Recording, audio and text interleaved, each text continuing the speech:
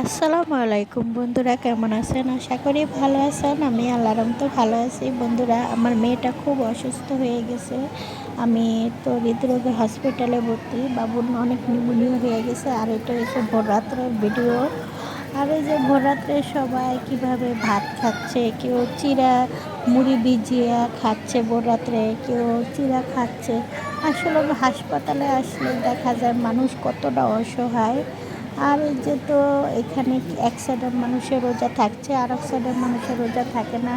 আর এটা হচ্ছে রাত 4টার ভিডিও।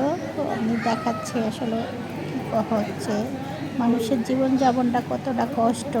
তাই আমি কি করলাম, একজনের মুড়ি দেখলাম ভিজাইতে, তাই ওনাকে আমার খাবারটা চেয়ারেতে শেয়ার করলাম। কারণ একজনের চোখের সামনে একজনের মুড়ি খেয়ে থাকবে আর একজনের ভাত খাবে। আসলে খুব খারাপ অবস্থায় দেখাচ্ছে। আর এই তো যারে ঘুমের ভিতরে আমি ঘ্যাস দিয়ে দিচ্ছি, আর সে তো খুব জিদি, সে তো এইভাবে থাকতে পারে না। আর এই তো মশা, সবাই ঘুমাচ্ছে, মশাও ঘুমাচ্ছে।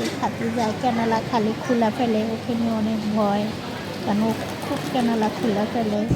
আর এই তো এখানে তার চ্যালেঞ্জ দেবে, চ্যালেঞ্জের মাধ্যমে দিবে, নিউমোনিয়ারে স্যালাইন দিবে, ইঞ্জেকশন দিবে।